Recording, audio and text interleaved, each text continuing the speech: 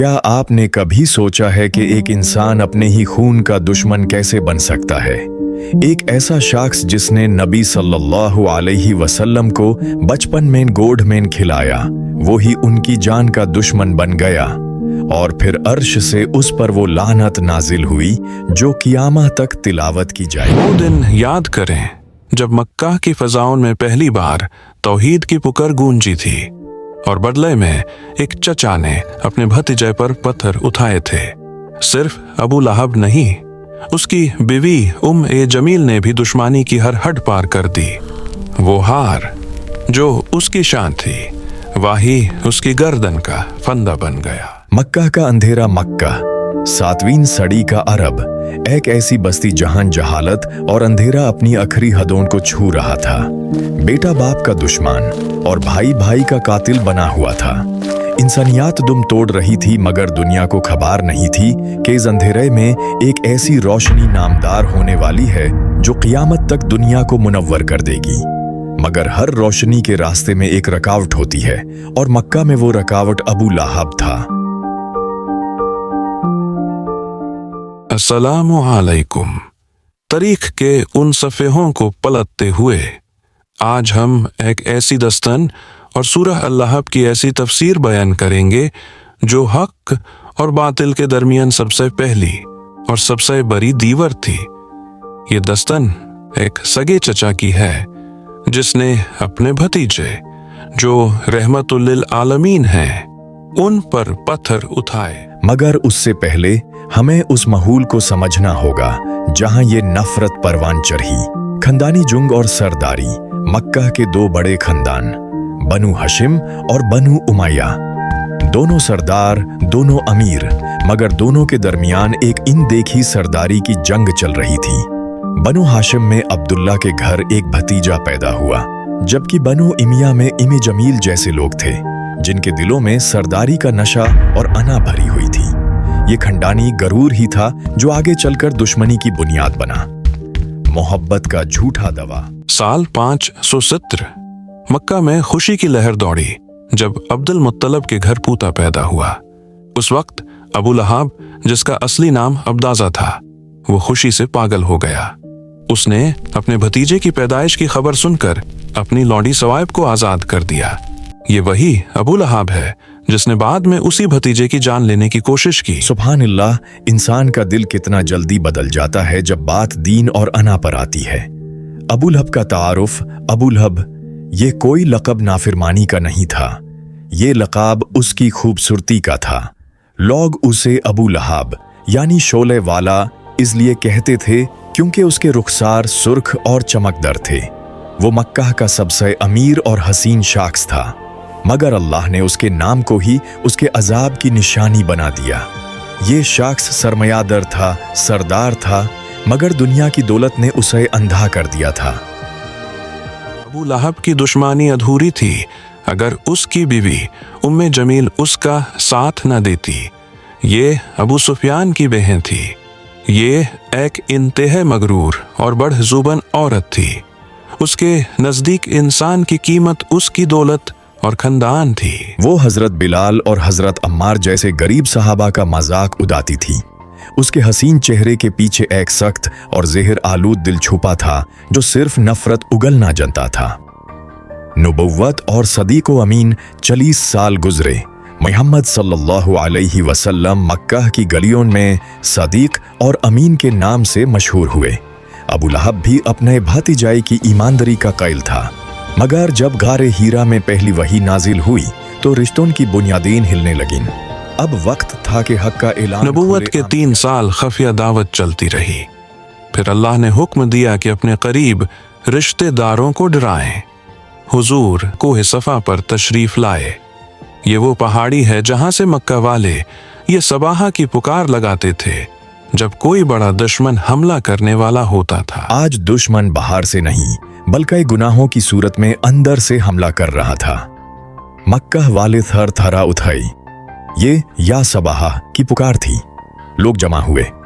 मक्का के बड़े बड़े सरदार अबू जहल, अबू सुफियान और अबू लहब पहली सफ में मौजूद थे।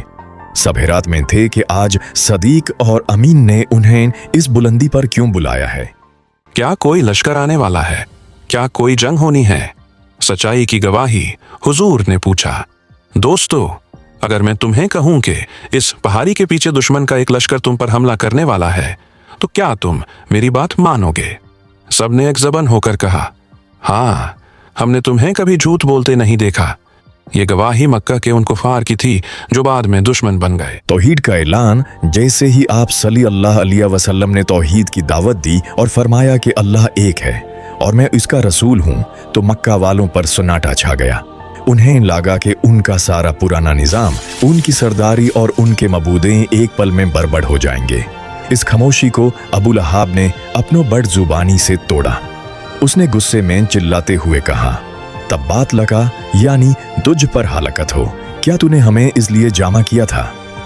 उसने न सिर्फ बदजुबानी की बल्कि वहां पड़े पत्थर उठाकर हमला करने की कोशिश भी की। ये वही हद जो कल भतीजे को चूमते थे, आज उन्हें कत्ल करने को उठाए थे।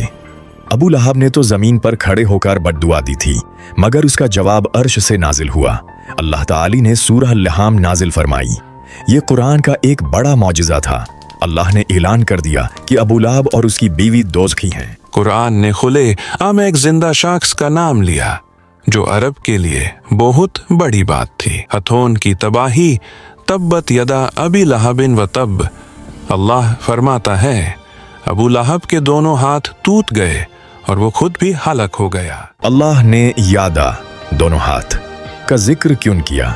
इसलिए कि इंसान अपने हाथों से ही हर काम करता है, हाथों से ही कमाता है और हाथों से ही जुल्म करता है।